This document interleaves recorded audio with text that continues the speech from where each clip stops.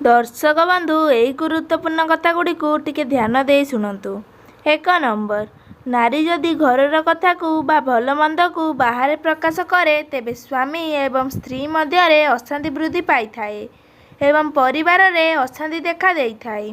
2 number, जेउ पत्नी स्वामी को कटु कथा कहे एवं अन्य पुरुष देखिले खुशी हुए ता परिवार सर्वदा अशांति रे कटे।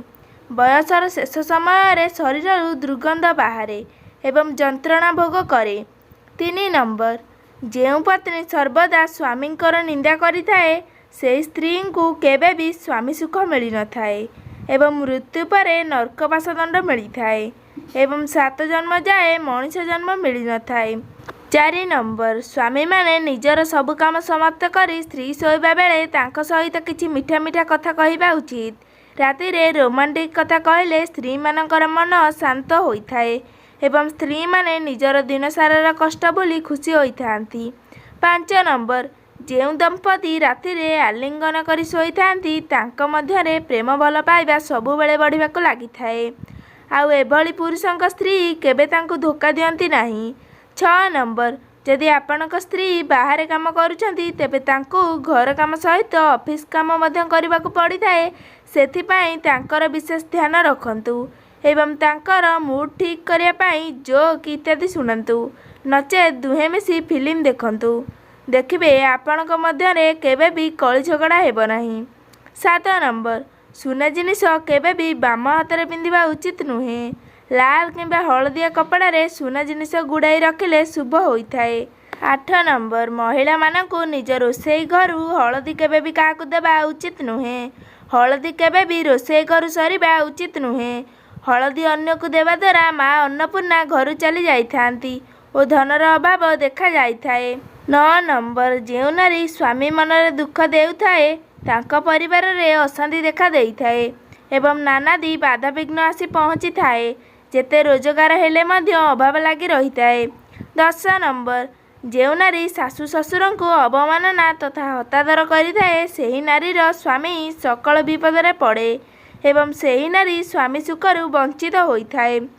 11 नंबर, जेउ पुरुष पर नारी पर स्त्री पर झील और पर बहु मानक सांगरे संगम करे से पर जन्म रे कुकुर जन्म पाई थाए एवं 7 जन्म जाए नरक जंत्रणा भोगी थाए। 12 नंबर, संज बेले खाइले संज बेले शोइले एवं संज बेले कुकथा कहूथुबा मनीष नाना रोगरे पड़िबा सहित पूर्वपुरुष एवं देवी देवता रोषर शिकार होइथाए सबुबेले दारिद्रता देखा देइथाए।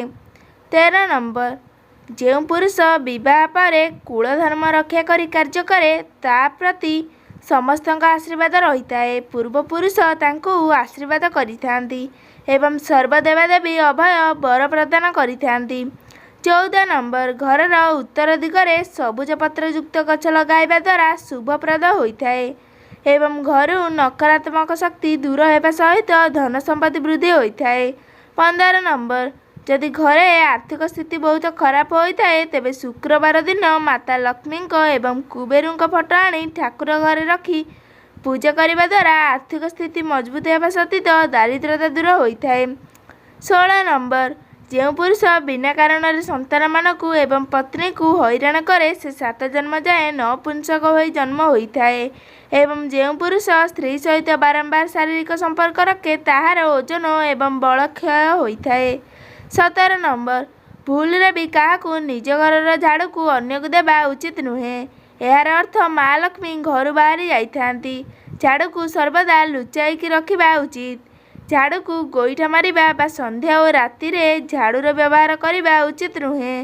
प्रतिदिन सकाळू झाड़ूर व्यवहार करिबा श्रेष्ठ अटे। 18 नंबर, नारी माने निजे पिंधुथिबा मंगलसूत्र गोड़मुदी पाउजी आदि अन्य को दान रे देबा उचित नुहे। एही आभूषण नारी पाई श्रेष्ठ होइथाए। नारी को केबे भी बेक खाली रखिबा उचित नुहे। जड़े नारीर आभूषण घरर परिचय होइथाए मुख्य आभूषण अन्य महिला को देबा उचित नुहे। 19 नंबर, रोषे घरर बेलणा बेलणा काठी तावा आदि काहाकू केबे दान करिबा उचित नुहे। अनेक समय रे महिला माने अन्य को एही सब जिनिस देइथांती ଏହାଦ୍ୱାରା ମା' ଲକ୍ଷ୍ମୀ ଘରୁ ଚାଲି ଯାଇଥାନ୍ତି। ଧନର ଅଭାବ ହେବା ସହ ଛୋଟ ଛୋଟ କଥାରେ କଳହ ଲାଗି ରହିଥାଏ। 20 ନମ୍ବର ସନ୍ଧ୍ୟାରେ ନାରୀମାନଙ୍କୁ ନିଜ ରୋଷେଇ ଘରୁ ଦହି, କ୍ଷୀର, ଚାଉଳ, ଲୁଣ, ଅଟା ଭଳି ଧଳା ଜିନିଷକୁ କାହାକୁ ବି ଦାନରେ ଦେବା ଉଚିତ ନୁହେଁ। ଏହାଦ୍ୱାରା ନେଗେଟିଭ୍ ଶକ୍ତି ଆକର୍ଷିତ ହୋଇଥାଏ। ଯାହାକୁ ଯେତେ ବି ଜରୁରତ ଥାଉ ନା କାହିଁକି ଏହିସବୁ ଜିନିଷ ଭୁଲରେ ବି ରୋଷେଇ ଘରୁ ନାରୀମାନେ ଦେବା ଉଚିତ ନୁହେଁ। 21 ନମ୍ବର ସୂର୍ଯ୍ୟାସ୍ତ ପରେ କେବେ ବି ତୁଳସୀ ଗଛକୁ ଛୁଇଁବା ଏବଂ ତୁଳସୀ ପତ୍ରକୁ ଛିଣ୍ଡାଇବା ଉଚିତ ନୁହେଁ। ଏହା ଅଶୁଭ ହୋଇଥାଏ ଏବଂ ଏପରି କରିବା ଦ୍ୱାରା ଦରିଦ୍ରତା କେବେ ବି ଛାଡ଼ି ଯାଇନଥାଏ। 22 ନମ୍ବର ଯଦି ଆପଣଙ୍କ ସ୍ତ୍ରୀ ଜଣେ ଗୃହିଣୀ ତେବେ ସେ ଘର କାମ କରି ଥକି ଯାଆନ୍ତି। ଆବଶ୍ୟକ ପଡ଼ିଲେ ବା ତାଙ୍କ ସ୍ୱାସ୍ଥ୍ୟ ଖରାପ ହେଲେ ଆପଣ ତାଙ୍କୁ ଘଷାମୋଡ଼ା କରିଦେବା ଉଚିତ ହୋଇଥାଏ। 23 ନମ୍ବର ଦୃଷ୍ଟିଶକ୍ତି କମଜୋର ହୋଇଥିଲେ ପ୍ରତ୍ୟେକ ଦିନ କାଠଚମ୍ପା ଫୁଲକୁ କିଛି ସମୟ ଶୁଙ୍ଘିବା ଉଚିତ। ଏହାଦ୍ୱାରା ଦୃଷ୍ଟିଶକ୍ତି ବୃଦ୍ଧି ହୋଇଥାଏ। ଦେଖିବାରେ ହେଉଥିବା ଅସୁବିଧା ସବୁଦିନ ପାଇଁ ଦୂର ହୋଇଥାଏ। 24 ନମ୍ବର ହରଡ଼ ଡାଲି ସହିତ ଦହି କେବେ ବି ଖାଇବା ଉଚିତ ନୁହେଁ। ଏହା ସ୍ୱାସ୍ଥ୍ୟ ପାଇଁ ଅମଙ୍ଗଳକାରୀ ହୋଇଥାଏ ଏବଂ ରକ୍ତଚାପ ବୃଦ୍ଧି ହେବାର ସମ୍ଭାବନା ଦେଖା ଦେଇଥାଏ। 25 ନମ୍ବର ମହୁ ସ୍ୱାସ୍ଥ୍ୟ ପାଇଁ ବହୁତ ଲାଭପ୍ରଦ ହୋଇଥାଏ କିନ୍ତୁ ମହୁକୁ କେବେ ବି ଗରମ କରି ଖାଇବା ଉଚିତ ନୁହେଁ। ଏହା ସ୍ୱାସ୍ଥ୍ୟ ପାଇଁ କ୍ଷତିକାରକ ହୋଇଥାଏ। 26 ନମ୍ବର ଯେଉଁ ଘରେ ପିଲାମାନଙ୍କୁ ବାରମ୍ବାର ଗାଳିଗୁଲଜ କରାଯାଏ ସେହି ଘରେ କେବେ ବି ଉନ୍ନତି ହୋଇନଥାଏ କାରଣ ଏମିତି ଘରେ ମା' ଲକ୍ଷ୍ମୀ କେବେ ବି ବାସ କରନ୍ତି ନାହିଁ।